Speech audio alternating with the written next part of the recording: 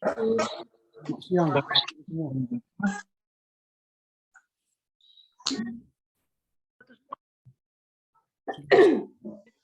Bagi kita semua.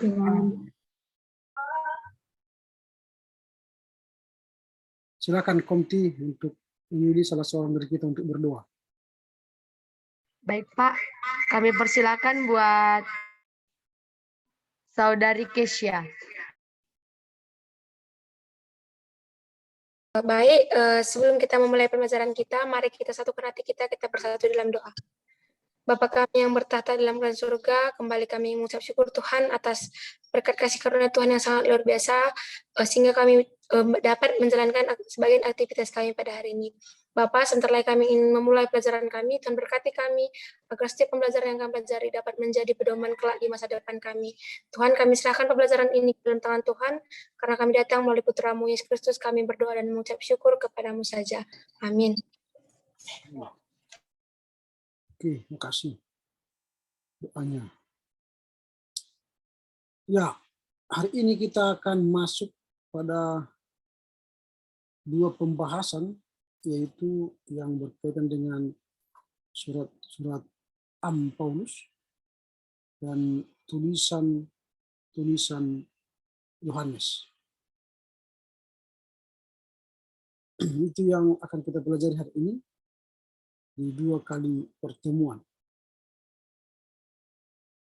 Nah, minggu yang lalu kita telah masuk pada tugas surat pseudo Paulus sampai nomor 19 ya. Dan sekarang kita akan masuk pada nomor 20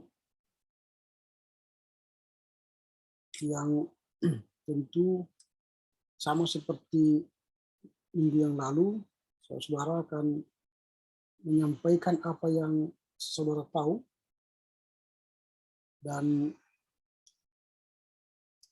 saya tak nyatakan, tak usah baca seperti membaca sebuah tulisan, tapi Anda sampaikan apa yang kamu tahu, itu akan menolong kita untuk memahami apa yang kita pelajari. Ya, kita mulai dari nomor 20 sekarang, saudara Kesia Burustipu. Silakan. Pak, minta maaf sebelumnya Pak. Tapi kelompok 4 nama saya yang pertama Pak. Siapa? Joy Rapali Saragi Pak. Kenapa namamu nomor 4? Nama pertama? Iya Pak, karena saya surat Paulus Pak. Bukankah kita kemarin sudah sampai pada... Iya Pak, minggu lalu Pak, nama saya masuk ke kelompok 3 Pak, tapi saya kelompok 4 Pak. Oke. Minggu yang lalu sampai Yesus itu orang? Gitu? Iya Pak, sampai Joshua Sitomorang Pak. Oke. Sekarang berarti yang pertama Joy Rafael Saragi. Iya Pak. Silakan. Baik Pak. Pak sebelumnya Pak. Pak, tadi laptop saya lagi bermasalah. Jadi lama masuk Pak. Bisa di-akses Pak. Atas nama Selfie Pak. Oke. Silakan. Tapi sebelum apa ini? Oke, silakan Joy. Baik Pak. Oras dan selamat siang kepada Bapak dan teman-teman sekalian. Di sini saya akan menyampaikan hasil laporan bacaan saya surat-surat Paulus. Satu surat-surat di antara 12 surat dalam Perjanjian Baru, ada 7 yang umumnya disebut sebagai surat-surat Katolik. Surat ini dituliskan berdasarkan nama pengarang dan penulisnya, yaitu Yakobus 1, Yakobus, 1 Petrus, 2 Petrus, 1, 2, dan 3 Yohanes. 2 surat Yakobus.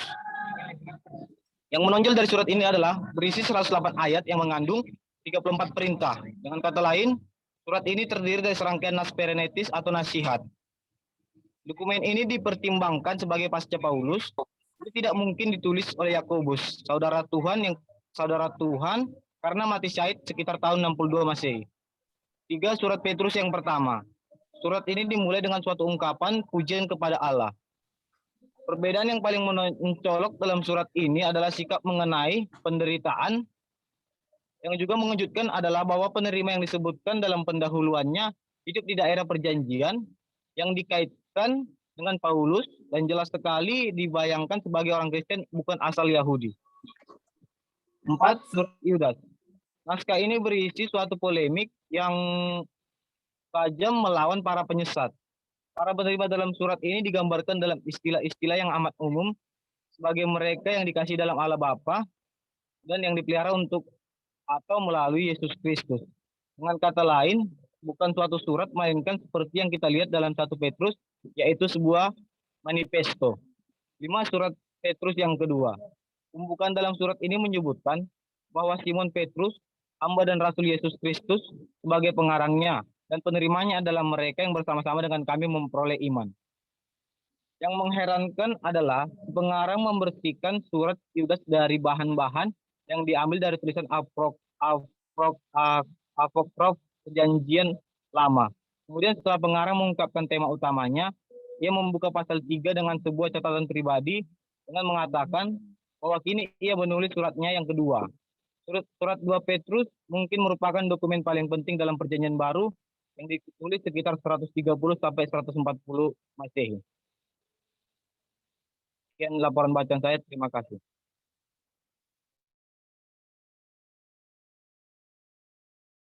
Oke, baik. Ini sebelum saya lanjutkan, ini saudara seharusnya kan nomor 20 sekarang. Saudara Kesia. Apa menurutmu yang salah di sini? Saudara Kesia. Satunya, Pak. Ini kenapa salah? Seharusnya huruf 1 Romawi, Pak. Ya kenapa sekarang baru sadar?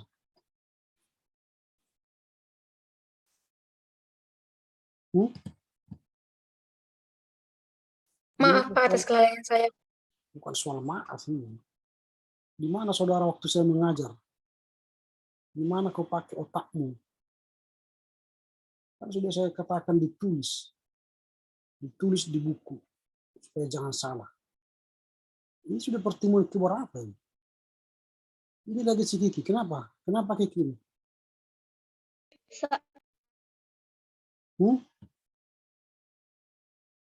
Waktu saya mengajarkan ini di mana kamu?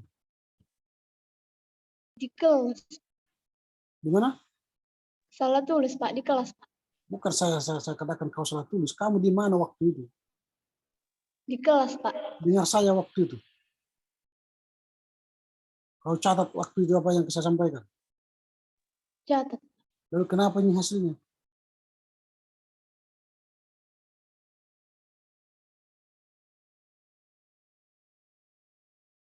Capek saya ini rumah-rumah ini. Rusak apa? Oke, silakan Kesia. Baik, Pak, yang surat-surat Paulus. Yang pertama itu surat Yakobus. Yang terpenting mengenai surat ini ialah tentang nas mengenai iman dan perbuatan. Terdapat masalah dalam surat ini yaitu mengenai iman tanpa perbuatan, apakah dapat menyelamatkan? Nah, hal ini mungkin awalnya tampak aneh dalam pemikiran kita jika kita pandang melalui ajaran Paulus. Namun bila kita membaca dalam Yakobus 2 ayat 19 bahwa setan-setan itu pun percaya bahwa iman tidaklah dibayangkan dari segi pribadinya saja. Nah, yang paling menonjol dari surat ini secara keseluruhan dalam 108 ayat yang dikandungnya terdapat 54 perintah. Surat ini terdiri dari serangkaian paranetis atau nasihat-nasihat. Dalam hal ini dapat kita lihat sifat sastranya itu banyak sekali sumber-sumber yang digunakan untuk bahan surat ini. Pernah dihitung ada 26 contoh bahan dari Injil-Injil sinoptis dan ada beberapa tambahan ucapan-ucapan Yahudi kuno, gema dari Amsal, bin Sirah dari kebijaksanaan Salomo. dalam surat ini kita sebagai pembaca akan menemukan kesulitan-kesulitan yang kita rasakan dalam membaca surat ini. Namun hal itu akan hilang dengan sendirinya bila kita tuh mempertimbangkan bahwa bagian-bagian dari pendahuluannya itu mungkin berasal dari sumber itu sendiri. Yang kedua itu surat-surat Petrus yang pertama. Surat ini dimulai dengan suatu ungkapan pujian kepada Allah. Melalui dia para pembaca telah dilahirkan kembali oleh suatu harapan atau pandangan yang hidup tidak dapat dipadamkan oleh penderitaan. Nah, hal ini diikuti juga oleh serangkaian ajaran atau anjuran. Anjuran-anjuran itu berkaitan dengan perilaku orang Kristen di dunia ini. Dan bahkan gereja juga dianjurkan untuk bersikap saling ramah tamah.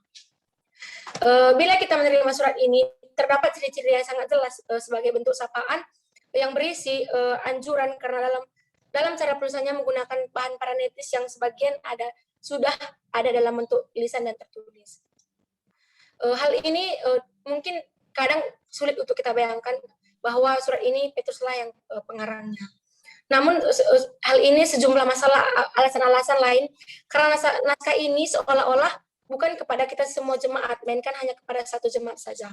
Yang berikutnya itu surat Yudas. Naskah ini berisi tentang perdebatan yang cukup tajam terhadap melawan para penyesat. Para penyesat yang digambarkan dalam ayat ke-8 sebagai orang yang bermimpi-mimpi, terlibat dalam fitnah, kerusakan moral, penyelewengan dalam perjamuan kasih, bahkan mengucapkan hal-hal yang menyombongkan diri seperti itu.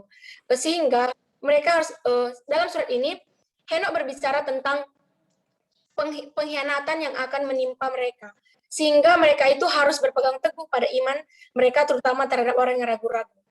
Naskah ini juga mengingatkan kita akan trauma Roma. Nah, namun tidak mungkin kalau dalam hal ini dikatakan bahwa tidak mungkin kalau Yudas saudara Petrus yang benar-benar adalah pengarang naskah ini. Hal ini dijelaskan dalam ayat 17 mengenai nubuat yang tentang akhir zaman, tak pelak lagi bahwa ia mengikut sertakan Yudas dan Yakobus di antara para rasul ini. Yang terakhir itu surat Petrus yang kedua.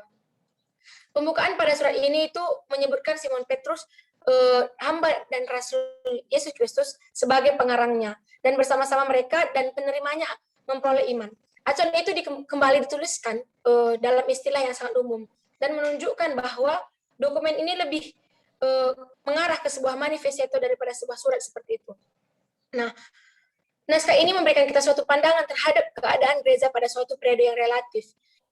Gagasan iman pun mengalami perubahan di sini. Kita dapat melihat ini bahkan dari pendahuluannya saja, yang dimana dokumen itu ditunjukkan kepada yang sama-sama memperoleh iman.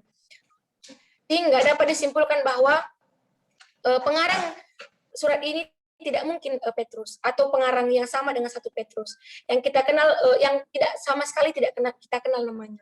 Surat 2 Petrus merupakan dokumen dalam Perjanjian Baru yang ditulis sekitar tahun 1130 sampai tahun 1140 Masehi.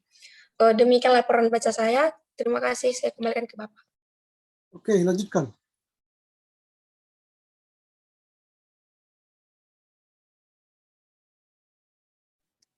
Terima kasih, Pak. Ya, terima kasih, Pak. Surat-surat Am atau gerejawi. Mengapa dikatakan Am? Karena ini ditunjukkan kepada seluruh jemaat di gereja. Surat ini ditulis setelah penulisan kitab Petrus. Surat ini berbeda dengan surat yang lainnya, karena surat lainnya itu ditunjukkan kepada atau memiliki alamat yang dijadikan sebagai judulnya. Sedangkan surat ini diberi judul nama orang yang dianggap sebagai pengarangnya. Yang pertama di sini ada surat Yakobus. Isinya, yang paling penting dalam surat ini adalah tentang iman dan perbuatan. Karena iman tanpa perbuatan adalah mati.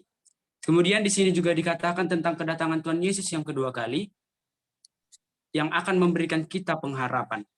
Terus di akhirnya ditulis tentang nasihat-nasihat. Kemudian pernah dihitung 26 contoh pinjaman dari Injil-Injil sinoptik dan lainnya. Ucapan-ucapan Yahudi kuno, gamma dari Amsal, dan kebijaksanaan Salomo. Nama Yesus hanya muncul sebanyak 2 kali dalam surat ini. Di surat ini lebih ditekankan tentang Allah Sebaot daripada kedatangan Yesus yang kedua kali. Para pembaca, surat ini bukan hanya ditujukan kepada orang Kristen Yahudi atau kepada 12 suku, tetapi kepada semua orang di gereja atau kepada seluruh jemaat di dunia ini. Masalah kepengarangan. Ada 5 nama Yakobus dalam Perjanjian Baru. Tetapi ada dua yang diperkirakan sebagai penulis kitab ini. Yang pertama yaitu Yakobus anak Zebedeus dan Yakobus saudara Yesus. Yakobus anak Zebedeus tidak mungkin menulis surat ini karena dia mati syahid pada tahun 44. Jadi tidak mungkin surat ini ditulis begitu cepat.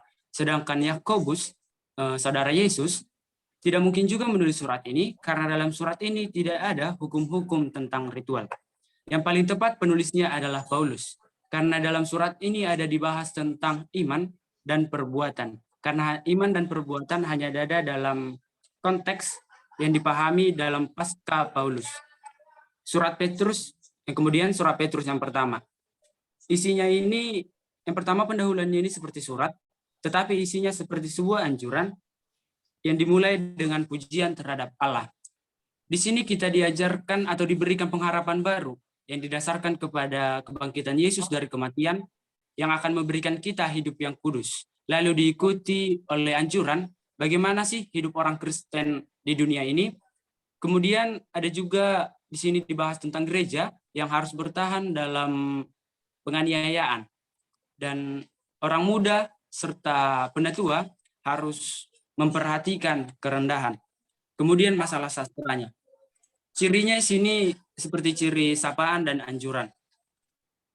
Dan di sini ditekankan anjuran terhadap waktu baptisan, proses penyuntingan. Di sini gereja mengalami penganiayaan, tetapi di sini gereja juga dikuatkan atau dihibur dengan adanya baptisan yang membuat gereja bertahan atau bertekun dalam pencobaan. Di sini juga dibahas tentang penatua, agar penatua tidak mencari untung dalam pelayanannya, tetapi betul-betul untuk melayani. Yang ketiga, surat Yudas. Di sini dibahas tentang polemik untuk melawan penyesat yang menyangkal Tuhan. Di sini juga dikatakan bahwa Tuhan akan menghukum orang-orang fasik. Dapat dilihat contohnya seperti malaikat-malaikat yang jatuh dari sorga, atau Sodom dan Gomora. Henokh juga di sini menggambarkan atau mengingatkan tentang penghakiman. Kemudian masalah kepengarangan. Tidak mungkin Yudas sebagai pengarang dari surat ini, karena pada ayat 17 dapat kita tangkap bahwa pengarang melihat ke latar belakang zaman para rasul, di mana zaman para rasul ini membahas tentang akhir zaman. Iman Kristen di sini juga dikatakan sebagai iman yang suci. Maka alamatnya mirip dengan alamat di 2 Petrus. Dengan kata lain dapat dikatakan bahwa 1 Petrus adalah sebuah manifesto. Oleh karena itu, waktu penulisannya sekitar 100 Masehi atau ditulis sebelum 2 Petrus. Yang keempat, surat Petrus yang kedua. Pembukaannya langsung disebutkan bahwa Petrus, hamba dan Rasul Kristus adalah pengarangnya. Penerimanya adalah mereka, orang-orang yang memperoleh iman. Pada pasal 1 berkenaan dengan tradisi, di mana di sini dikatakan jika kita mencari kekayaan dengan iman, maka kita akan mendapatkan hak untuk memiliki kerajaan Allah. Kemudian pada pasal 2 dikatakan memuat surat Yudas, yang diingatkan di sini adalah menyerang para penyesat, harus menggunakan atau harus mengandalkan roh. Yang ketiga adalah pasal 3 mengungkapkan tema utamanya yang mendengarkan ucapan para nabi. Karena ucapan para nabi itu langsung diberikan oleh Allah. Jadi kita harus mengikuti apa yang diucapkan oleh para nabi tersebut. Di sini juga ada 4 argumen yang dikatakan oleh penulis. Yang pertama air bah, yang pada akhirnya air bah ini akan berubah menjadi api. Yang kedua adanya Allah memiliki ukuran waktu yang berbeda dengan kita. Yang ketiga, penundaan adalah hal yang positif. Karena penundaan tersebut kita dapat memperoleh pertobatan. Yang keempat, hari Tuhan sama seperti pencuri pada malam hari. Di sini juga diikuti himbauan agar kita hidup suci.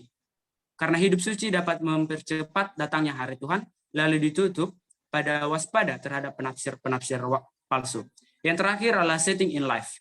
Dalam surat ini banyak hal-hal yang sulit dimengerti. Oleh karena itu orang-orang yang tidak bertanggung jawab memutarbalikkan fakta dari surat ini. Maka oleh karena itu kita dianjurkan untuk menafsirkan surat ini menggunakan atau kita harus memiliki roh dalam penafsirannya. Di sini juga ada dibahas tentang persiapan untuk masa depan. Dan di sini juga ada dibahas tentang gereja yang harus bertahan dalam penganiayaan. Sekian penjelasan dari saya. Terima kasih. Oke, lanjut. Surat-surat Am. Yang pertama, surat Yakobus. Isinya, pada pendahuluan surat ini kita diajarkan untuk bertekun dalam cara hidup yang benar, bertekun dalam pencobaan dan melaksanakan firman. Yang terpenting dalam surat ini adalah iman dan perbuatan. Yang menonjol dalam surat ini adalah dari 108 ayat terdapat 54 perintah atau nasihat-nasihat. Sifat sasarannya, surat Yakobus disampaikan dengan bentuk surat. Dalam pendahuluan dimulai dengan salam dari Yakobus. Di dalam surat Yakobus, nama Yesus Kristus hanya muncul 2 kali dari keseluruhan isi surat. Para pembaca, nenek moyang orang Kristen, ke-12 suku, berbagai yang pertama untuk mengacu orang Yahudi yang ada di luar Palestina setelah 70 atau 135 Masehi. Yang kedua, mengacu yang hidup di perantauan kepada semua orang Kristen. Dalam pengajaran yang jelas dengan gereja Katolik Am atau kepada seluruh gereja, masalah pengarangnya di dalam masalah pengarang dipertimbangkan yaitu pengarang dan waktu. Dikatakan, nama Yakobus pada abad yang pertama terdapat 5 orang Yakobus. Kemudian yang paling tepat Yakobus, anak Zebedeus, dan saudaranya Yesus. Namun, Yakobus anak Zebedeus harus disisihkan karena mati syahid sekitar tahun 44 Masehi. Sehingga surat Yakobus tidak mungkin ditulis di awal. Hal yang paling penting sebagaimana saudara Yesus tidaklah mungkin sebagai penulis pengarangnya. Karena dokumen ini harus dipertimbangkan sebagai pasca Paulus yang ditulis oleh Yakobus saudara Yesus.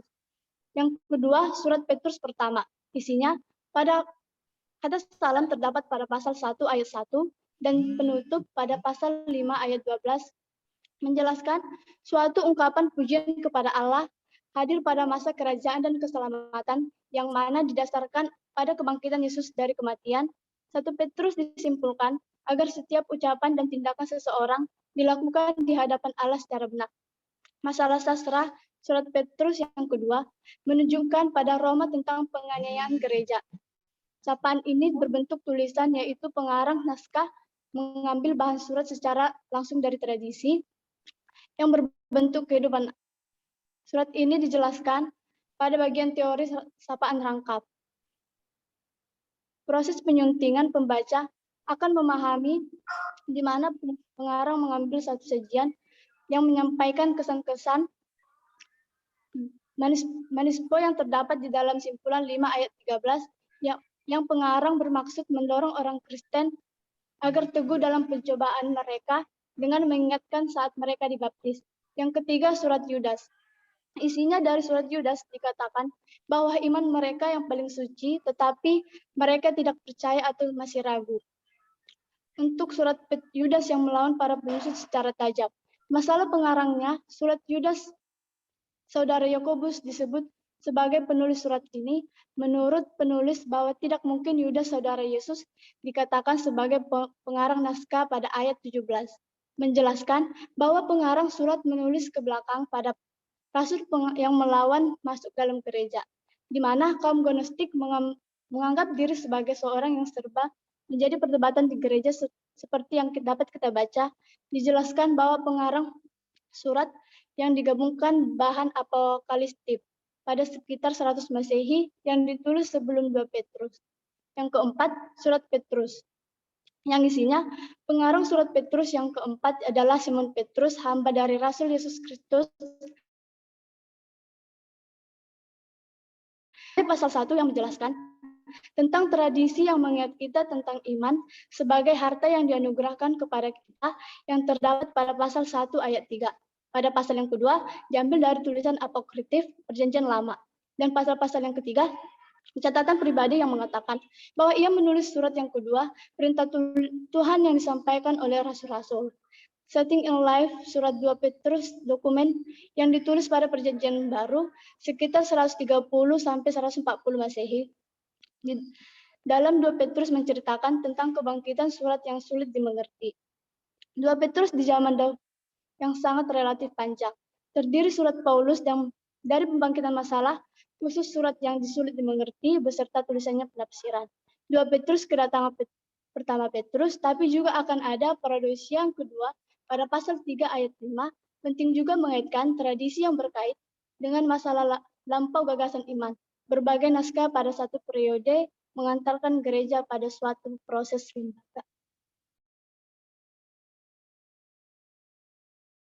Oke, lanjut. Surat-surat Am. Di antara 21 surat dalam Perjanjian Baru, ada 7 yang umum yang disebut sebagai surat-surat Katolik. Berbeda dengan surat Pseudo Paulus, ini tidak dibuat melalui penerima yang dialamatkan, melainkan mengemban nama si pengarang, atau dianggap pengarangnya yaitu Yakobus, 1 Petrus, Yudas, 2 Petrus, 1, 2, dan 3 yang lainnya. Yang pertama, surat Yakobus. Surat ini pada umumnya tidak mempunyai pola khusus. Tetapi dalam surat Yakobus ini ada menyebutkan tentang ketekunan dalam pencobaan dan tentang mendengarkan firman Tuhan. Yang terpenting dalam surat ini adalah mengenai iman dan perbuatan. Surat ini terdiri dari 108 ayat dan terdapat 54 perintah. Yang kedua, surat Petrus yang pertama. Petrus, Rasul Yesus Kristus sebagai pengirimnya dan sebagai penerimanya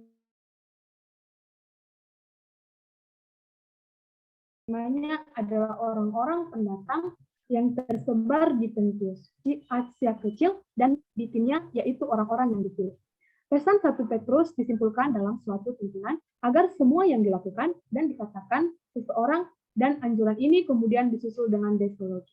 Selanjutnya, surat Yudas. Naskah ini berisi polemik yang tajam melawan para penyesat. Maksud dari naskah ini adalah memperkuat para penerimanya dalam mempermula mereka melawan para penyesat yang telah menyusup masuk. Surat ini dikatakan ditulis oleh Yudas, hamba Yesus Kristus, dan surat Yakobus kita harus berhati-hati dalam menafsirkan karena ayat-ayat ini diungkapkan dalam gaya polemik yang tradisional melawan para penyesat.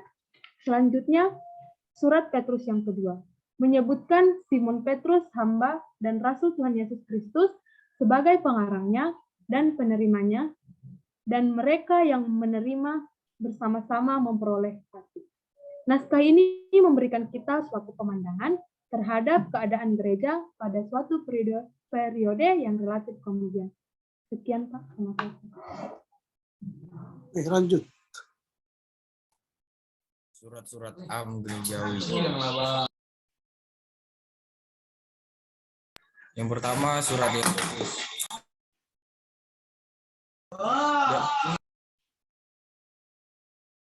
Dalam surat ini muncul berbagai anjuran untuk bertekun dalam cara hidup yang benar, ketekunan dalam pencobaan, dan tentang mendengar dan melaksanakan firman dalam berhubungan dengan sesama. Bagian terpenting dalam surat ini adalah nas mengenai iman dan perbuatan. Yang menonjol dari surat ini yaitu dalam 108 ayat yang di dalamnya terdapat 54 perintah. Dengan kata lain, surat ini terdiri dari serangkaian nas perenetis atau nasihat-nasihat. Dalam penulisannya, kemungkinan yang paling tepat hanyalah Yakobus anak Zebedeus dan Yakobus saudara Yesus. Namun Yakobus anak Zebedeus harus disisihkan karena ia mati syahid sekitar tahun 44 Masehi.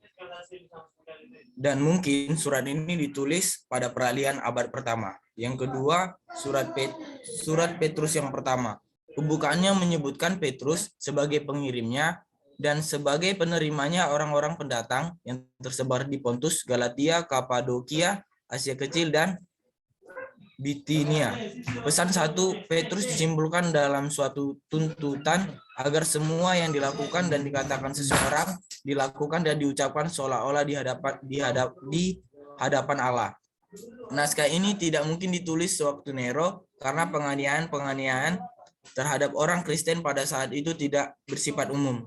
Lebih mungkin penganiayaan di bawah Domitianus yang menimpa Roma dan dunia timur, atau bahkan pada penganiayaan di bawah Trajanus.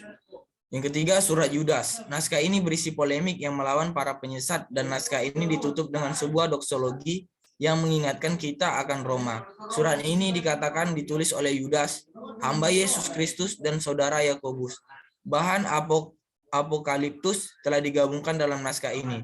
Para penerima digambarkan dalam istilah-istilah yang amat umum sebagai mereka yang dikasihi dalam Allah Bapa dan yang dipelihara untuk atau melalui atau di dalam Yesus Kristus. Waktu penulisan surat ini mungkin sekitar tahun 100 Masehi. Dan Yudas ditulis sebelum 2 Petrus. Yang keempat, surat Petrus yang kedua. Pembukaannya menyebutkan Simon Petrus sebagai pengarangnya dan penerimanya adalah mereka yang bersama-sama dengan kami memperoleh iman.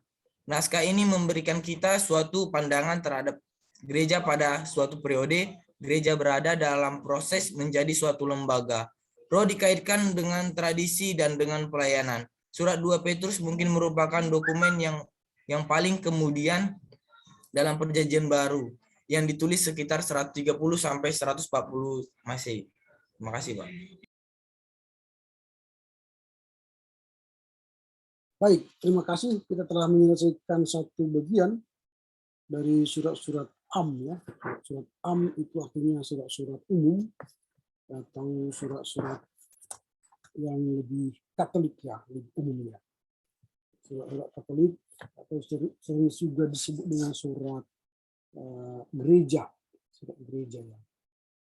Dan dalam surat-surat Am ini, surat-surat gereja ini ada indikasi bahwa yang menulis ini bukan lagi Paulus. Ini sudah jauh sekali bukan lagi Paulus. Tapi yang menulisnya ialah nama dalam kitab itu sendiri. Misalnya Yakobus, maka diduga yang menulisnya Yakobus.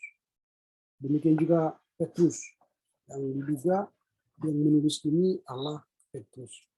Jadi nama kitab itu diduga yang menulisnya ialah penulisnya sendiri, Yudas misalnya. Maka dia yang menulisnya adalah Yudas. Ini sudah jauh dari pemikiran-pemikiran Paulus. Dan Willy Maxen sudah jelas menyampaikan itu di halaman 277, bagaimana dia menjelaskan bahwa surat-surat gereja ini ditulis lebih kemudian daripada surat-surat lain dalam Perjanjian Baru. Jadi dia sudah sampaikan itu bahwa surat-surat Am, surat-surat gereja, surat-surat Katolik itu jauh ditulis setelah surat-surat Paulus.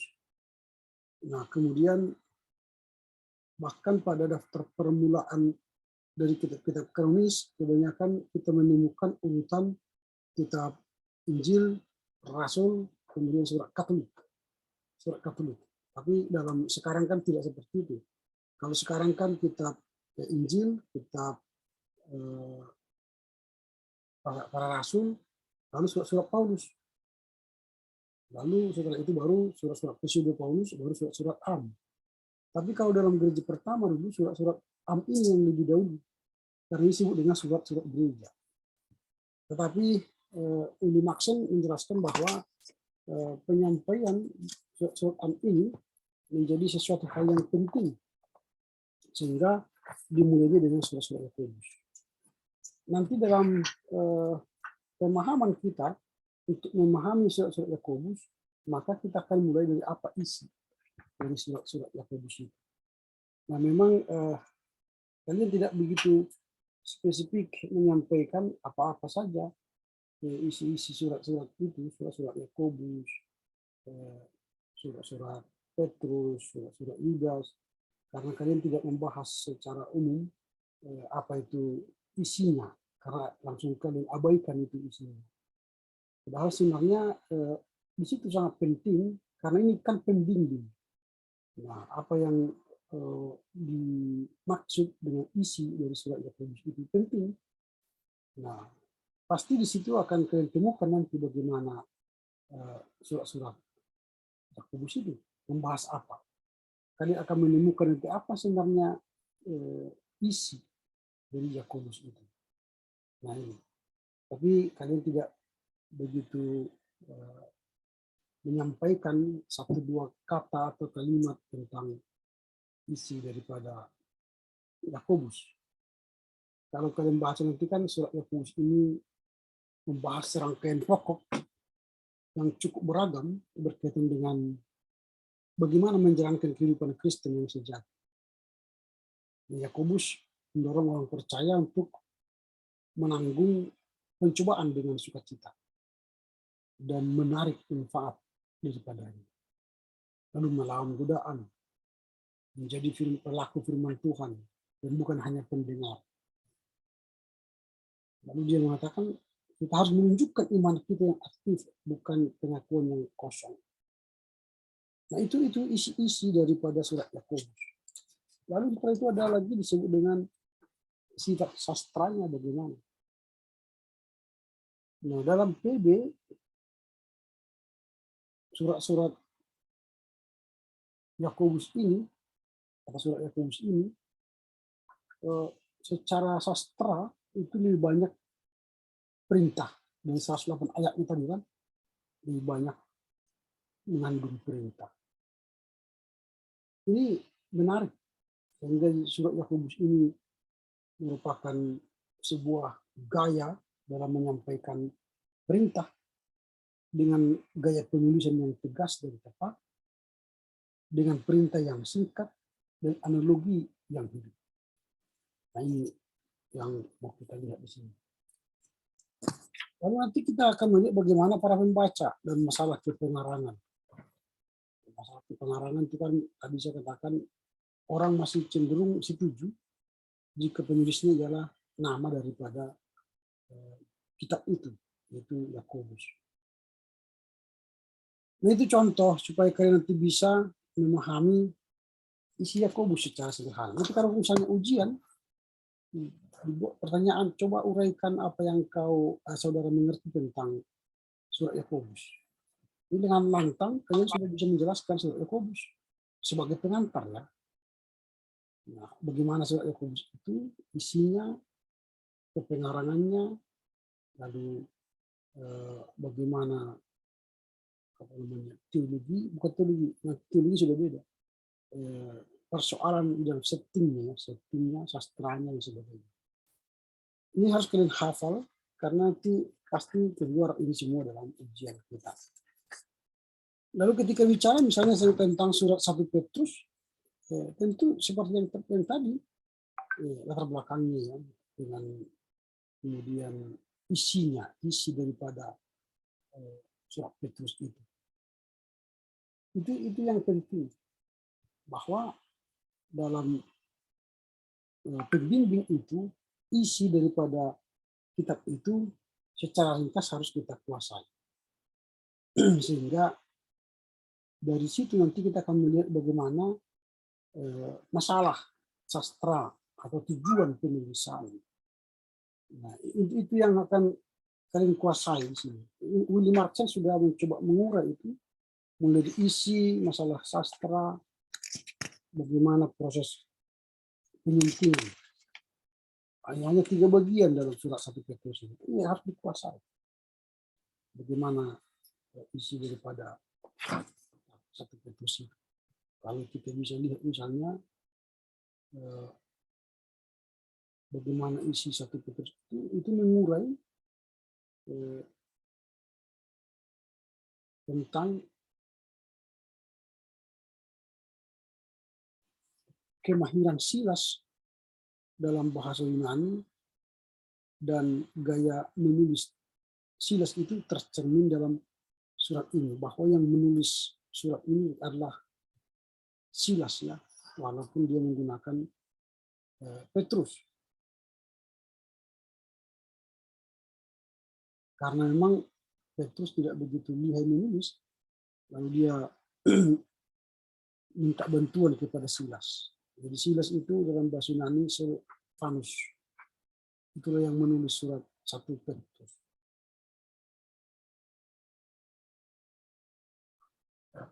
Kemudian nanti tentu setelah kalian membaca ini, kalian pasti akan menemukan apa sebenarnya ciri-ciri daripada surat 1 Petrus itu. Nah kalau kita lihat ciri-cirinya ada banyak, tapi salah satu disebutkan ialah surat 1 Petrus ini memberikan pengarahan praktis bagaimana orang Kristen harus menanggapi penganiayaan dan penderitaan yang tidak adil dan lebih daripada kitab lainnya dalam PB. Ini itu contoh. Nanti kalian tentu bisa mendalami lagi teks-teks lain supaya kalian bisa mengerti 1 Petrus itu apa. Apa isinya, apa terbelakang penulisannya, kesusteraannya dan sebagainya. Demikian nanti juga dengan 2 Petrus. Apakah Petrus yang menulis? Ya, tetapi dia minta bantuan juga dengan Silas untuk menyelesaikan penulisan ini. Inti daripada 2 Petrus itu kan soal menasihati orang percaya agar mereka dengan tekun mengejar kesalehan dan pengenalan yang benar akan Kristus. Nah, itu yang utama dalam 2 Petrus itu. Itu ada yang lain yang bisa gali nanti. Nah, sebelum 2 Petrus di sini memang dimaksud memasukkan Yudas. Nah, Yudas itu pun pastilah kita akan berpikir penulisnya pasti Yudas, bukanlah Paulus. Karena ini surat-surat Am, ya, surat-surat Am. Jadi penulisnya adalah Yudas sendiri. Nah, ini yang harus penting kalian kuasai nanti dalam pembimbing ini. Kalau kalian sudah membaca dengan baik surat-surat umum ini, kalau surat Yudas tadi apa isinya, masalah pengarangannya, 2 hal penting itu harus kalian kuasai. Oke, baik, kita telah selesaikan bagian yang pertama dari tugas kita hari ini, yaitu untuk membahas surat-surat Am. Surat-surat Am itu surat-surat umum. Biasanya sesuai janji saya waktu itu, bahwa setiap kita membahas surat, mulai ini kan surat-surat Am itu mulai dari surat 1 Yakobus sampai 2 Petrus, itu harus kalian baca secara tuntas kitab itu. Lalu saya kalau tidak dibaca, saya katakan kemarin saya usir dari ruangan. Tapi mumpung ini memang karena bersyukurlah kalian karena kuliah daring kita, sehingga saya tidak bisa mengusir kalian dari ruangan ini. Bukan berarti kalian sudah lolos dari persoalan itu. Makanya setiap membaca kitab, bacalah isi kitab itu supaya kalian bisa menguasainya. Itu menolong kalian mengerti isi daripada kitab itu. Nah, pasti hanya yang terakhir nanti Wahyu. Setelah ujian kita minggu depan, kita masuk pada laporan baca sastra apokaliptik Wahyu. Saya sarankan kalian membaca. Karena nanti kita sudah pasti pertemuan di kelas ya, on-site kita nanti minggu depan, bulan depan. Jadi pasti kalian bacalah Wahyu secara keseluruhan, 21 pasal itu. Supaya kita bisa berdiskusi tentang sastra apokaliptik nantinya. Tapi kalau tidak ada yang membaca, ya tentu kelas itu saya tutup. Jadi siapa yang tidak baca, saya akan keluarkan. Gitu ya. Oke, baik. Kita akan masuk bagian yang terakhir hari ini. Soal tulisan-tulisan Yohanes yang akan dibacakan oleh saudara Nathanael Ginting sampai nanti pada Selvi Kirjan. Oke, silakan Nathanael. Sampaikan apa yang kau tahu. Kau usah baca yang kau tulis itu terlampau panjang nanti. Silakan. Oke. Baik Pak, terima kasih Pak atas kesempatannya. Di sini saya akan membaca hasil laporan baca saya Pak tentang Injil Yohanes. Yohanes menggambarkan perjalanan hidup Yesus sampai ke penyaliban dan kebangkitan, seperti yang dilakukan oleh para Injil sinoptis. Jika kita pahami dan kita mengerti, Injil Yohanes ada ditemukan penyuntingan oleh si pengarang Yohanes. Namun juga mengandung suatu sumber-sumber yang telah diolah melalui penyuntingan dan ditemukan hal yang paling mencolok, yaitu mujizat yang ditemukan dalam Injil Yohanes. Bagaimanapun suatu titik tolak Injil ini masih bisa dipertahankan, paling tidak sejauh si pengarang menganggap dirinya sebagai seorang murid yang dikasihi. Dalam hal yang bersamaan, tradisi ini sering ditemukan yang merupakan karya seseorang Yohanes, anak Zebedeus. Kita juga sangat sulit mengerti pernyataan si pengarang, sehingga kita kesulitan dalam membagi dokumen ini dalam satu bagian-bagiannya. Bisa kita baca secara bersama bahwa si pengarang meneruskan suatu tradisi Yohanes, tetapi ia juga memberikan suatu sentuhan ke gereja seperti yang terjadi dengan redaksi gereja di dalam Yohanes. Kita juga tidak dapat mengatakan seperti apa situasinya. Berikut laporan baca saya. Terima kasih, Pak. Oke, lanjut. Saya akan membacakan laporan mempresentasikan laporan bacaan saya, yaitu tulisan-tulisan Yohanes. Yohanes menggambarkan perjalanan hidup Yesus. Yohanes menggambarkan perjalanan hidup Yesus dari permulaan sampai penyaliban dan kebangkitan, seperti yang dilakukan oleh Injil-Injil sinoptis, tetapi ada perbedaan yang khas. Menurut sinoptis, mengikuti pola khas Markus sampai Yesus pergi ke Yerusalem hanya sekali, yaitu pada akhir pelayanannya. Tetapi menurut Yohanes, dia pergi ke sana dalam 4 kesempatan. Ciri khas lainnya dalam Yohanes ialah hubungan Yesus dengan Yohanes Pembaptis. Menurut sinoptis, Yesus tidak muncul di muka umum.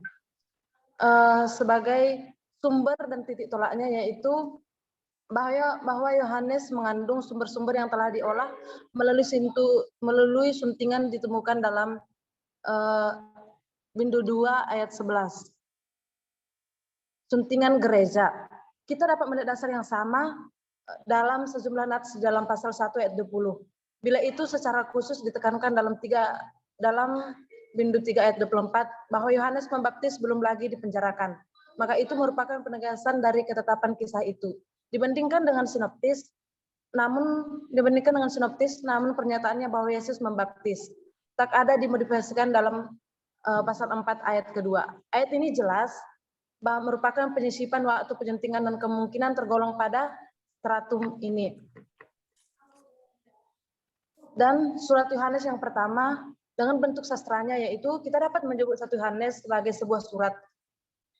Kita tidak dapat menyebut 1 Yohanes sebagai sebuah surat. Kenapa? Karena ia tidak memiliki semua rincian konkret yang akan membenarkan penyebutan demikian. Dan keadaan para pembacanya yaitu si pengarang membayangkan para pembacanya terancam oleh suatu ajaran sesat yang para pengikutnya bukanlah Yahudi ataupun non-Yahudi. Kesatuan dokumennya itu pernyataan-pernyataan si pengarang tampaknya amat terlepas-lepas hingga sulit kita membagi-bagi dokumen ini ke dalam bagian-bagiannya. Kedudukan teologis si pengarang, bahasa dan gaya dokumen ini menunjukkan bahwa hubungan erat dengan Injil Yohanes. Pasal 5 yang ayat ke-6 memberikan petunjuk pertama yang amat jelas. Pesan si pengarang dalam surat Yohanes yang pertama yaitu mempertahankan gereja dalam pengakuan iman yang benar. Pertama-tama hal ini berarti mengakui kemanusiaan penuh Yesus Kristus. Dan kepengarangan dan waktu serta tempat penulisannya itu dokumen ini telah diturunkan secara anonim. Si pengarang meneruskan tradisi Yohanes. Tetapan ini pun memberi suatu sentuhan kegerejaan seperti yang terjadi dengan redaksi gereja dalam Yohanes. Surat Yohanes yang kedua yaitu bentuk sastra dan isinya tak ada alasan untuk menganggapnya sebagai suatu rekaan atau fiksi. Keadaannya yaitu sama sekali tidaklah jelas. Kenapa? Karena tidak dapat mengatakan secara pasti mengenai situasinya. Yang tampaknya si penatua dan Diotrephes hidup di tempat yang berlainan. Dan dengan kepengarangan, waktu dan tempat penyusun, penyebutan si pengarang atas dirinya sebagai penatua tanpa petunjuk akan namanya adalah aneh. Bahwa penyebutan ini tidak berarti Rasul Yohanes. Demikian laporan baca saya. Terima kasih. Oke, lanjut.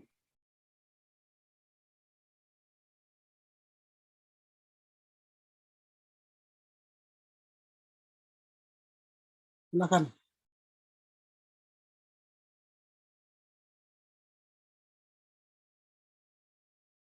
Silakan Rafael. Baik Pak, di sini saya akan menyampaikan hasil dari laporan bacaan saya mengenai Injil Yohanes. Injil Yohanes menjelaskan atau menggambarkan perjalanan hidup Yesus dari awal permulaan sampai kepada akhir suatu penyalipan dan kebangkitan, seperti yang dilakukan oleh para Injil-Injil sinoptis. Ada juga ciri khas lainnya di dalam Injil Yohanes, ialah hubungan Yesus dengan Yohanes Pembaptis. Menurut dari kerangka Injil sinoptis, Yesus tidak ada muncul di muka umum sebelum Yohanes dipenjarakan. Hal ini juga memberikan kita kesan dari sebuah karya yang disusun sebagai keseluruhan. Jauh lebih nyata dari Injil sinoptis, walaupun terdapat suatu keutuhan formal, dari suatu karya ini kita juga bisa mengamati dan menemukan berbagai banyak sumber yang memberikan bukti akan suatu tindakan yang dilakukan oleh pengarang Yohanes. Dokumen ini juga diturunkan secara anonim. Kita juga bisa melihat bahwa tidaklah mungkin Injil Yohanes sebagai karya Yohanes anak Zebedeus.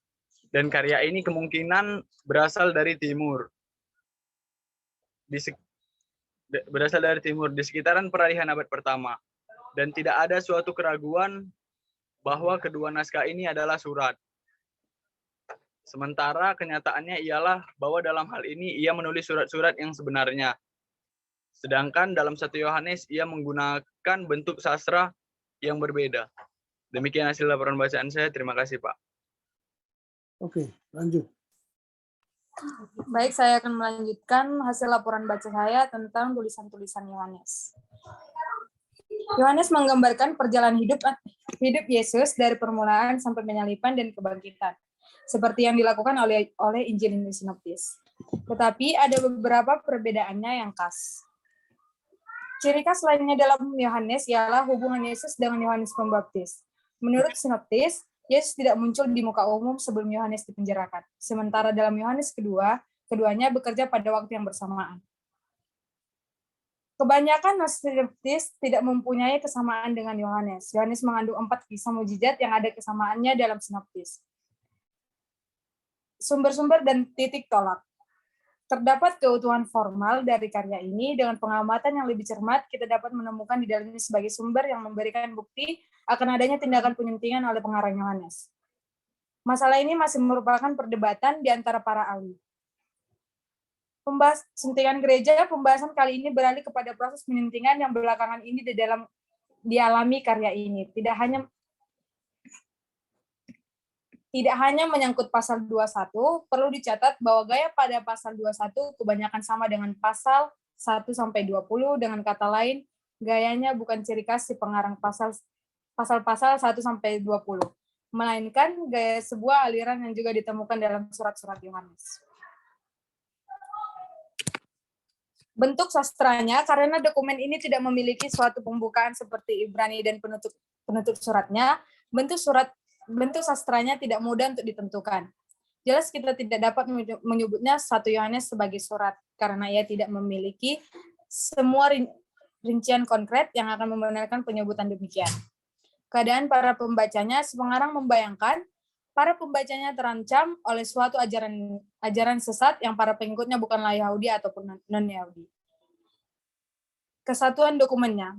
Pernyataan-pernyataan si pengarang tampaknya amat terlepas-lepas sehingga sulit kita membagi dokumen ini ke dalam bagian-bagiannya. Kedudukan teologi si pengarang, bahasa dan gaya dokumen ini menunjukkan hubungan erat dengan Injil Yohanes. Pasal 5 ayat 6 memberikan petunjuk pertama dan juga amat jelas, baptisan dan perjamuan kudus dibicarakan di sini dengan cara yang sama dalam reaksi gereja. Pesan si pengarang, maka kita dapat melihat 2 garis merentang di seluruh pesan si pengarang. Di satu pihak, ia memberikan peringatan. Di satu pihak, ia memberikan peringatan keras agar kita tidak jatuh ke dalam ajaran sesat. Karena hal itu akan berarti memusnahkan keselamatan. Pada yang sama, ia prihatin akan pentingnya hidup secara praktis. Kepengarangan dan waktu serta tempat penyusunnya. Dokumen ini telah diturunkan secara anonim. Kita telah melihat bahwa tidaklah mungkin menganggap Injil Yohanes sebagai karya Yohanes anak Zebedeus. Bentuk sastra dan isi. Tidak ada keraguan bahwa kedua naskah ini adalah surat. Tak ada alasan untuk menganggapnya sebagai suatu rekaan. Seperti yang terkadang telah diusulkan. Dalam pembukaannya, orang presbuterus disebutkan sebagai pengirimnya. Tetapi, namun tak disebutkan.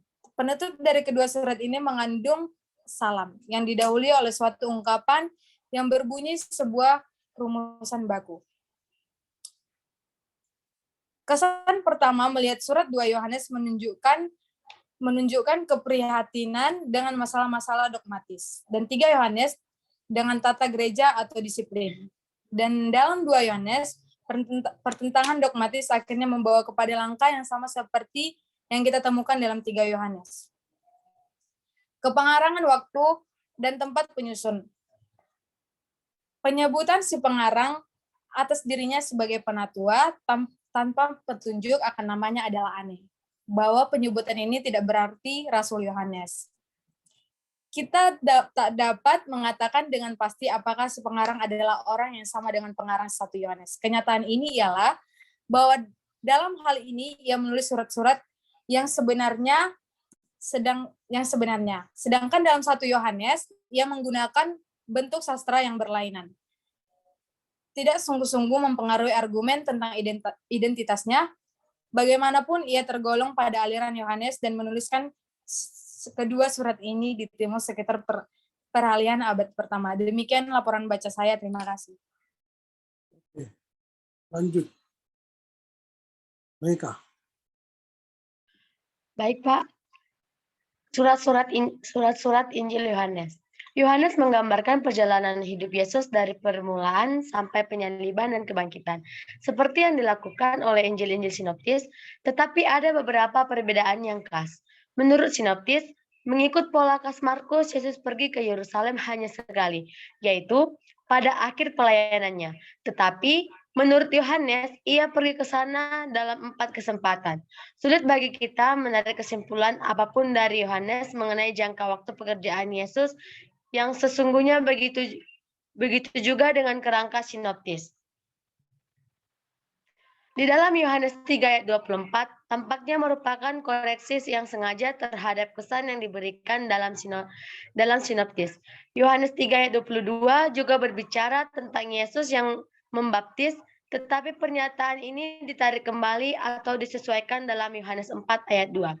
Sumber-sumber dan titik tolak kita dapat menemukan di dalamnya berbagai sumber yang memberikan bukti akan adanya tindakan penyuntingan oleh pengarang Yohanes. Petunjuk pertama bahwa Yohanes 1-20 juga mengandung sumber-sumber yang telah diolah melalui suntingan ditemukan dalam Yohanes 2 ayat 11. Di situ, mujizat di Kanaan secara gambling disebut Sephagau yang pertama dari tanda-tandanya. Dengan kekuatan dan kesungguhan yang besar, si pengarang membawa masa lampau dan masa depan untuk memengaruhi kenyataan keselamatan masa kini.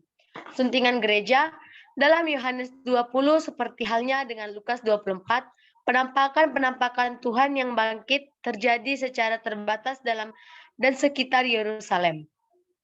Pada pihak lain, berita dari penyuntingan akhirnya hanya benar-benar dapat diungkapkan bila kita ingat akan pengolahan sumber-sumbernya.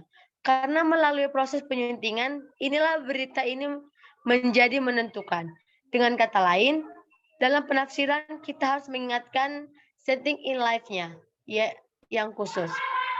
Masalah kepengarangan. Tradisi gereja belakangan menyebutkan Yohanes anak Zebedeus sebagai pengarangnya. Bersamaan dengan tradisi ini, kita sering menemukan pendapat bahwa Injil ini merupakan karya seseorang yang bernama Yohanes sang murid Yesus dan Yohanes si penatua. Gagasan teologis yang mendasari karya ini sebagai keseluruhan tidak memberikan kemungkinan bahwa ia didasarkan pada kesaksian dan saksi mata dan dengan jelas menunjukkan bahwa ia termasuk pada periode yang kemudian. Surat-surat Yohanes yang pertama bentuk sastranya. Karena dokumen ini tidak memiliki pembukaan seperti Ibrani dan penutup suratnya. Bentuk sastranya tidak mudah untuk ditemukan. Di pihak lain, cukup jelas bahwa si pengarang sering membayangkan dalam kebenakannya suatu kalangan pembaca yang ia alamatkan secara langsung. Dokumen ini disebut dengan homili, surat peringatan, traktat atau manifesto. Tetapi tak satu pun dari semua ini benar-benar merupakan gambaran yang tetap. Keadaan para pembaca. Dari serangan yang ia lakukan terhadap mereka, kita dapat menyimpulkan bahwa mereka adalah orang-orang gnostik yang menyangkal inkarnasi Yesus Kristus yang sebenarnya. Kesatuan dokumennya. Kesulitan dalam mencoba memisahkan sumber-sumbernya dengan derajat kepastian tertentu dapat dilihat jelas dalam kenyataan bahwa kita harus mengadaikan si pengarang bukan sekedar mengambil alih sumbernya, melainkan mengubah dengan menambah komentar-komentar sendiri. Kedudukan teologis si pengarang. Si pengarang tampaknya bergabung dalam kelompok yang menggabungkan pandangan Yohanes yang asli kedatangan tradisi gereja. Sementara Yohanes tertarik dengan alternatif antara iman dan ketidakkepercayaan. Pesan si pengarang.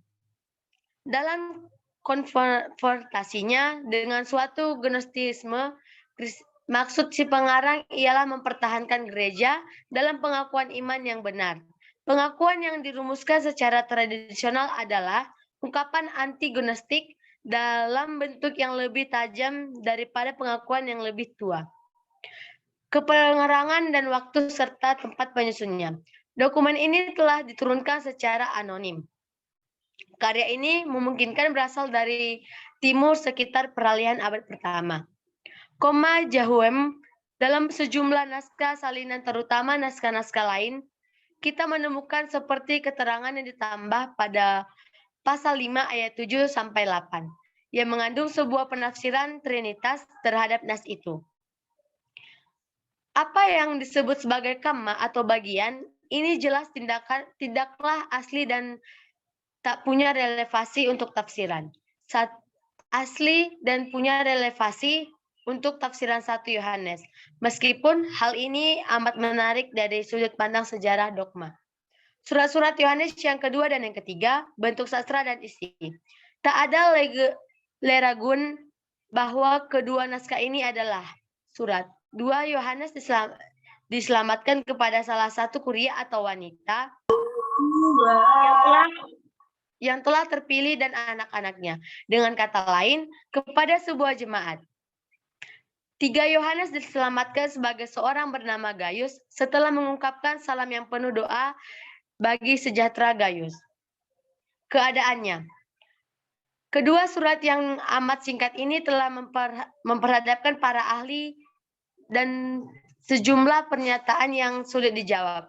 Karena acuan-acuan yang sangat singkat yang ada pada surat-surat ini tidak cukup untuk memberikan gambaran yang jelas mengenai situasi kemunculan. Ada kegiatan pemberitaan Injil yang dipusatkan pada tempat tinggal si penatua yang jelas menyebarkan di wilayah jemaat. Kepengarangan waktu dan tempat penyusun. Penyambutan si pengarang atas dirinya sebagai penatua tanpa petunjuk akan namanya adalah aneh. Bahkan penyambutan ini tidak berarti oleh Rasul Yohanes. Sudah jelas bukan saja dari pengamatan-pengamatan sebelumnya, tetapi juga kenyataan bahwa sulit bagi kita untuk memahami bagaimana Diofres dapat menolak wibawa yang demikian dengan begitu keberhasilan gerejanya. Dalam 1 Yohanes, ia mengungkapkan bentuk sastranya yang berlainan, tidak sungguh-sungguh memengaruhi argumentasi tentang identitasnya. Demikian hasil laporan baca saya. Ya, lanjut, Sami. Tulisan-tulisan Yohanes. Yohanes menggambarkan perjalanan hidup Yesus dari permulaan sampai penyaliban dan kebangkitan, seperti yang dilakukan oleh para Injil sinopsis, tetapi ada beberapa perbedaannya yang khas. Menurut sinopsis, mengikuti pola khas Markus sampai Yesus pergi ke Yerusalem hanya sekali, yaitu pada akhir pelayanannya. Ciri khas lainnya dalam Yohanes ialah hubungan Yesus dengan Yohanes Pembaptis. Menurut sinopsis, Yesus tidak muncul di muka umum sebelum Yohanes dipenjarakan. Sementara dalam Yohanes kedua, keduanya bekerja pada waktu yang bersamaan. Sumber-sumber dan titik tolak. Masalah ini merupakan perdebatan di antara para ahli. Hanya ada dua bagian yang dapat dipisahkan secara pasti. Dan masalah-masalah dalam setiap kasus itu berbeda-beda. Petunjuk pertama bahwa Yohanes 1-20 juga mengandung sumber-sumber yang telah diolah melalui suntingan. Ditemukan dalam Yohanes 2 ayat 11. Di situ mukjizat di Kanaan secara gambling disebut Safagau yang pertama dan tanda-tandanya. Disebutkan pula tentang tanda-tanda yang berikutnya tanpa dijelaskan laporannya. Suntingan gereja. Nas terpenting dalam hubungan ini ialah pembicaraan tentang roti kehidupan yang sama sekali bukanlah sakramental, tetapi ia dijadikan sakramental oleh ayat-ayat yang berbicara tentang makan tubuh Yesus dan menerima darahnya. Masalah kepengarangan. Penyunting gereja menyamakan sebagai murid yang dikasihi, tetapi orang ini tidak pernah menyebutkan namanya. Maka melalui bukti-bukti internya, Injil ini bersifat anonim. Surat Yohanes yang pertama, bentuk sastranya. Karena dokumen ini tidak memiliki suatu pembukaan seperti Ibrani dan penutup suratnya, bentuk sastranya tidak mudah untuk ditentukan. Dokumen ini telah disebut homilis atau surat peringatan, toktak atau manifesto. Tetapi tak satu pun dari semua ini benar-benar merupakan gambaran yang tepat. Keadaan para pembacanya. Si pengarang membayangkan para pembacanya terancam oleh suatu ajaran sesat yang para pengikutnya bukanlah Yahudi ataupun non-Yahudi, melainkan mengaku sebagai orang Kristen. Kesatuan dokumennya. Kesulitan dalam mencoba memisahkan sumber-sumbernya dengan derajat kepastian tertentu dapat dilihat jelas dalam kenyataan bahwa kita harus mengandalkan si pengarang bukan sekedar mengambil alih sumbernya, melainkan mengubahnya dengan menambahkan komentar-komentarnya sendiri dan bahkan juga dengan membentuk kembali bahan-bahannya hingga bentuk aslinya hanya dapat ditelusuri dalam cara yang amat hipotesis. Kedudukan teologi si pengarang. Si pengarang tampaknya bergabung dalam bentuk kelompok yang menggabungkan pandangan Yohanes yang asli ke dalam tradisi gereja. Sementara Yohanes tertarik dengan alternatif antara iman dan ketidakpercayaan. Dalam 1 Yohanes alternatifnya adalah imam atau ajaran sesat. Surat Yohanes yang kedua dan ketiga.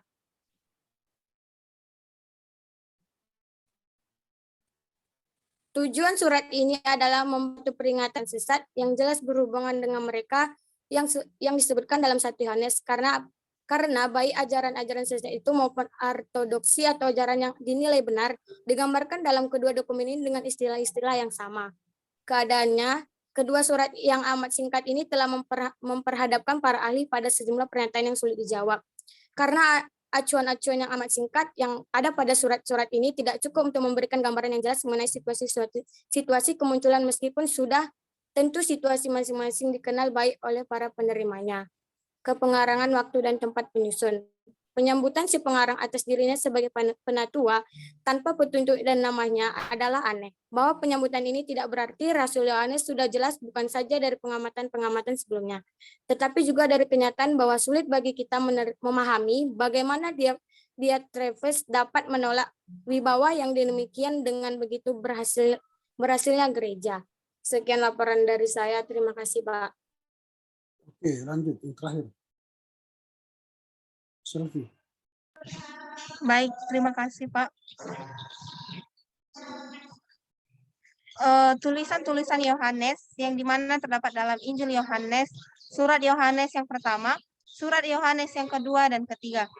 Injil Yohanes yang dimana isi dari Injil Yohanes yaitu dimana Yohanes menggambarkan perjalanan hidup Yesus dari permulaan sampai ke penyalipan dan ke kebangkitan. Sumber-sumber dan titik tolak dalam Injil Yohanes ada dua bagian yang dapat kita pisahkan secara pasti, di mana petunjuk pertama bahwa Yohanes juga mengandung sumber-sumber yang telah diolah melalui suntingan ditemukan dalam Yohanes 2 ayat 11.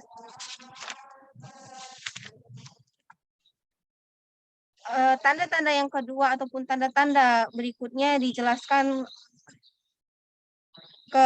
yaitu penyembuhan anak pegawai istrinya. Suntingan gereja dalam Injil Yohanes dapat kita lihat dasar yang sama dalam sejumlah nats dalam pasal 1 ayat 20 ayat 1 sampai 20, ya ini merupakan penyisipan waktu, penyuntingan dan kemungkinan teolog pada skrutum.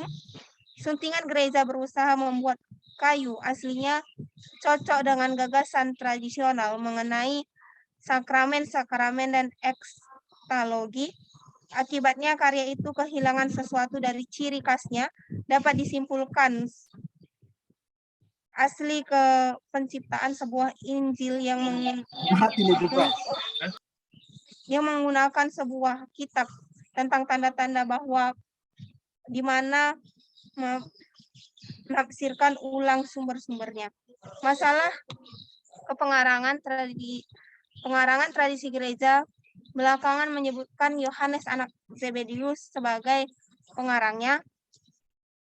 Bersama dengan tradisi ini kita sering menemukan pendapat bahwa Injil merupakan karya seseorang bernama Yohanes sang murid dan Yohanes si penatua. Surat Yohanes yang pertama, bentuk sastranya kita tidak dapat menyebut satu Yohanes sebagai sebuah surat karena ia tidak memiliki semua rincian konkret yang akan membenarkan penyembuatan demikian. Keadaan para pembaca, si pengarang membayangkan para pembacanya terancam oleh suatu ajaran sesat yang para pengikutnya bukanlah Yahudi ataupun non-Yahudi. Di antara para pembaca telah terjadi perpecahan dan tajamnya perpecahan dalam jemaat. Kesatuan dokumennya, berbagai usaha telah dilakukan untuk menelusuri model si pengarang dengan cara memisah-misahkan sumber, namun terdapat perbedaan besar di antara temuan-temuannya. Kedudukan teologi si pengarang. Si pengarang tampaknya bergabung dalam kelompok yang menggabungkan pandangan Yohanes yang asli ke dalam tradisi gereja. Maksud isi pengarang ialah mempertahankan gereja dalam pengakuan iman yang benar. Pertama, hal ini berarti mengakui kemanusiaan penuh Yesus Kristus. Kepengarangan dan waktu serta tempat penyusunan dokumen ini telah diturunkan secara anonim. Sentuhan kekerjaan seperti yang terjadi dengan redaksi gereja dalam Yohanes. Surat Yohanes yang kedua dan yang ketiga. Bentuk sastra dan isinya. Tidak ada keraguan bahwa kedua naskah ini adalah surat. Mengapanya sebagai suatu rekan seperti yang terkandung diusulkan dalam pembangunannya, seorang disebut sebagai pengirimnya tetapi nama tidak disebut. Penutup dari kedua surat ini mengandung salam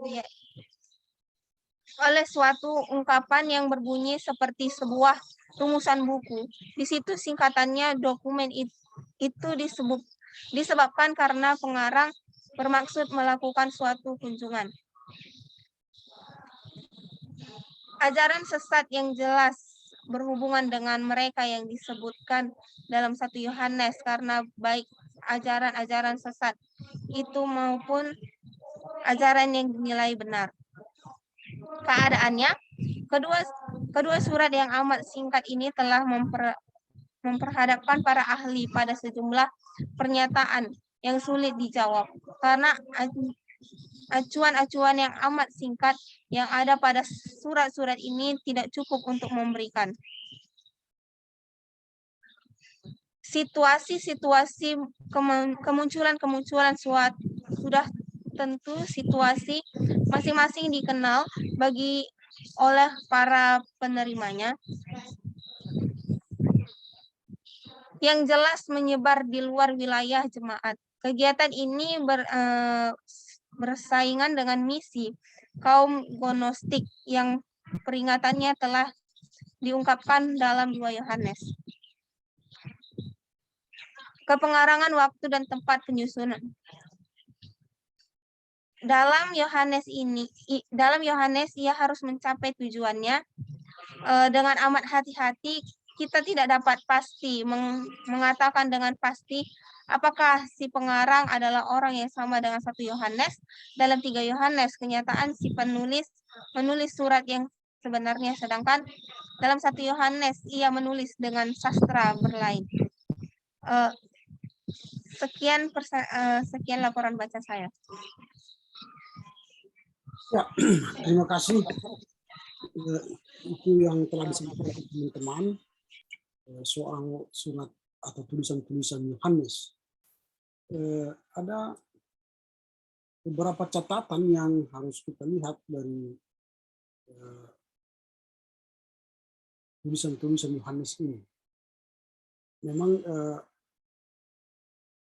yang pelapor tidak begitu tajam menyampaikan itu ya di dalam laporannya. William Maxson itu memulai pembahasan itu dari pembahasan Injil Yohanes. Karena William Maxson ingin menjelaskan bahwa penulis Injil Yohanes dengan 1, 2, 3 Yohanes itu memiliki hubungan yang erat. Bahkan diduga penulisnya sama. Memang kalau kita lihat cara penulisannya, cara berpikirnya, ide-ide yang dikembangkan dalam surat Injil Yohanes dan tulisan-tulisan Yohanes 1, 2, 3, penulisnya sama, Yohanes. Bahkan nanti kita akan membahas 2 minggu akan datang soal kitab Apokaliptis, yaitu Wahyu, penulisnya juga adalah Yohanes. Dan memang dalam halaman 307, William Maxson itu sudah menjelaskan bagaimana hubungan antara Injil Yohanes dengan 1, 2, 3 Yohanes. Karena kedua tema itu, katakanlah tadi 1 Injil Yohanes dan 1, 2, 3 Yohanes itu satu kitab, itu kedua bagian itu memiliki pembahasan yang sama. William Maxson mengatakan salah satu ciri sastra Yohanes adalah titik tolak eskatologisnya yang khusus yang kita temukan terungkap di dalamnya, artinya dalam tradisi sinoptis awal dan dalam Paulus. Sejak awal memang Paulus sudah mengatakan eskatologi itu soal parousia itu segera datang. Tetapi pada zaman Paulus kan parousia itu tidak datang juga. Nah kemudian Yohanes merubah pemahaman eskatologi itu dengan eskatologi yang baru. Parousia itu pasti datang, tetapi tidak akan bisa kita pastikan kapan. Nah, ini yang akan menandakan perbedaan pemikiran parousia itu antara Paulus dan Yohanes. Dan kemudian pemikiran Yohanes dalam tulisan Injilnya dengan kitab 1, 2, 3 Yohanes itu memiliki ada kesamaan. Ada beberapa catatan yang menunjukkan bahwa Yohaneslah yang menuliskan itu. Yang pertama kita lihat itu ya, cara berpikir penulis dalam 1, 2, 3 Yohanes itu mirip, bahkan sama dengan cara berpikir penulis Injil Yohanes. Yakni tadi saya katakan sudah kita sebutkan cara berpikir soal eskatologi dan parousia, berbicara soal kebenaran dan sebagainya. Itu kita lihat dalam 1, 2, 3 Yohanes ini mirip dengan Yohanes. Yang kedua, bahasa yang digunakan yaitu bahasa Yunani yang digunakan oleh tulisan-tulisan Yohanes 1, 2, 3 hampir dikatakan memiliki gaya yang sama dan dekat dengan Injil Yohanes. Itu yang kedua. Bahkan banyak kosakata dalam Injil Yohanes juga terdapat dalam 1 Yohanes. Itu contoh. Lalu yang ketiga, 1 Yohanes itu sangat berdekatan teologinya, secara teologi, berdekatan dengan teologi Injil Yohanes. Ini yang kita lihat yang titik temu antara surat 1, 2, 3 Yohanes dengan Injil Yohanes. Dan itu memang dipaparkan oleh William Matson bagaimana titik temu mereka itu. Nah, selain itu kita akan melihat nanti bagaimana kesamaan idea Injil Yohanes dengan 1 Yohanes. Kalau ditanya nanti kepada kalian apa sebenarnya isi daripada Injil 1 Yohanes? Kalau kita baca nanti apa sebenarnya isi daripada Injil Yohanes, itu berbicara soal kebenaran. Lalu kalau 2 Yohanes itu berbicara soal bagaimana bertindak dalam kebenaran, artinya berjalan dalam kebenaran. Itu kalau 2 Yohanes. Sementara 3 Yohanes temanya bukan itu lagi, tetapi bertindak dengan setia. Kalau 1 Yohanes berbicara kebenaran, lalu kalau 2 Yohanes itu bagaimana bertindak dalam kebenaran, dan 3 Yohanes itu bagaimana bertindak dengan setia. Nah, Injil Yohanes ketika diperhadapkan dengan 1 Yohanes memiliki kesamaan idea soal kebenaran. Nah, jadi ada soal kebenaran. Bahkan selain kebenaran itu ada ditemukan parabel atau Injil Yohanes paralel dengan kata-kata yang dipakai dalam 1 Yohanes. Jadi kata-kata yang digunakan Injil Yohanes itu paralel, artinya hampir sama dengan tulisan-tulisan 1 Yohanes. Nah, itu yang kita lihat. Atau kita ambil contoh tadi soal kebenaran, 1 Yohanes itu memiliki kesamaan dengan Injil Yohanes soal kebenaran. Nah, ini contoh kita lihat bahwa hubungan Injil Yohanes dengan tulisan Yohanes 1, 2, 3 itu sangat erat sekali. Nah, oke. Nah, itu jadi itu yang kita lihat dalam Injil Yohanes dan 1, 2, 3 Yohanes.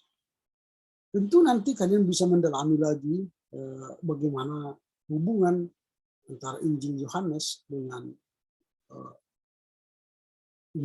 tulisan-tulisan 1, 2, 3 Yohanes. Nanti bagaimana Injil Yohanes dengan 1 Yohanes, bagaimana Injil Yohanes dengan 2 Yohanes, bagaimana Injil Yohanes dengan 3 Yohanes. Itu pasti ada hubungan atau titik temu.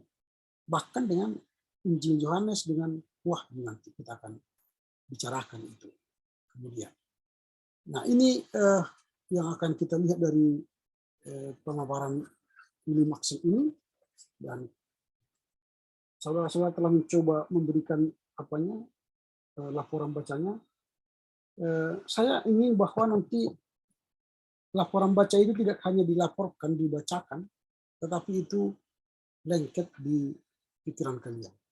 Sehingga ketika ujian, kalau dikatakan nanti coba sebutkan apa yang kau ketahui tentang 1, 2, 3 Yohanes, kalian sudah bisa mengutarakan isinya sesuai dengan pemahaman ini macam. Jadi memang tujuan dari laporan baca ini selain melatih kalian membaca buku, itu melatih kalian memasukkan materi itu ke memori kalian.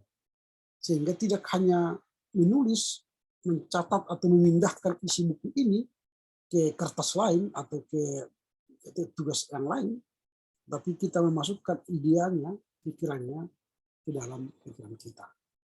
Nah, ini ya, jadi supaya kalian bisa memahami isi buku dengan baik.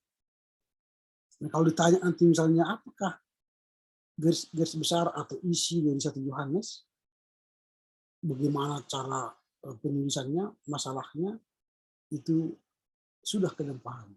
Jadi bukan lagi asal-asal mengerti dari apa yang telah kalian laporkan. Dan yang tidak melaporkan pun harus membaca dengan baik. Karena ini tidak hanya untuk yang membaca, tapi ini untuk kita semua. Nah, jadi jangan nanti ketika tiba ujian, oh ini kok nggak kami pelajari ini, bukan tidak dipelajari. Saya sudah sampaikan di silabus supaya dibaca, lalu disampaikan laporan bacaannya ke kita. Tugas Anda ialah membaca semua ini, karena semua ini akan keluar dalam ujian kita minggu depan. Kita UTS minggu depan, on-site, bukan online. Jadi saudara nanti akan teruji apakah kalian punya diisi ilmunya apa tidak. Itu tergantung nanti saya melihat kalian ketika ujian. Kalau wajahnya berkerut berarti tidak ada isinya.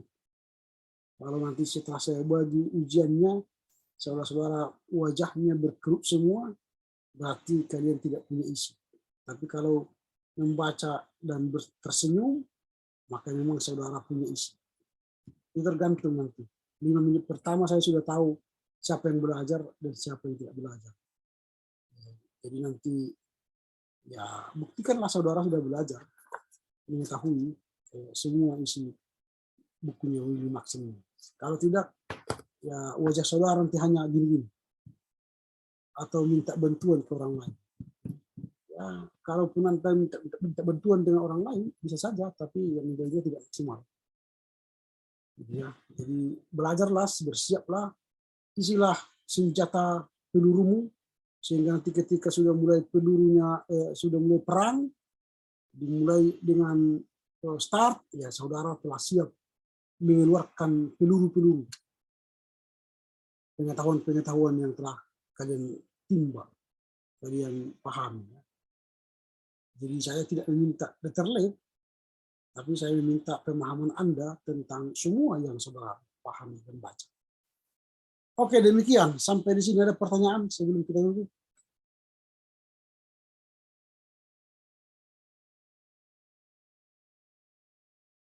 Tidak ada yang mau bertanya. Cukup jelas. Kita minggu depan ujian ya. Baik, Pak. Oke, baik. Kalau tidak ada pertanyaan, silakan siapa yang mau berdoa penutup. Saya, Pak. Silakan. Teman-teman, sebelum kita mengakhiri pelajaran kita, mari kita bersatu di dalam doa. Bapa kami yang bertahta di dalam kerajaan surga, terima kasih ya Bapa, karena berkat kemurahan-Mu kami masih bisa merasakan betapa luar biasanya kasih setia-Mu kepada kami. Tuhan Yesus yang baik, di mana ya Tuhan, tadi kami sudah selesai belajar, kiranya apa yang diajarkan oleh guru kami, apa yang telah kami pelajari, bisa kami ingat sehingga ini menjadi modal untuk masa depan kami. Kami juga berdoa ya Tuhan buat kedua orang tua kami dimanapun mereka berada, kiranya Tuhan yang selalu senantiasa memberkati mereka, berkatilah kiranya kesehatan dan pekerjaannya. Dan tidak lupa juga ya Tuhan, kami berdoa buat Bapak dosen kami, kiranya Tuhan yang tetap memberkati dia, berkatilah kiranya setiap pelayanan dan pekerjaan yang mereka kerjakan. Bapak, aktivitas kami selanjutnya kami serahkan ke dalam tangan pengasihan-Mu. Di dalam nama Yesus Kristus kami berdoa. Amin. Oke ya, Horas, Jujua, Yahobu. Horas, Pak. Horas, Pak. Horas, Pak. Horas, Pak. Horas, Pak. Terima kasih.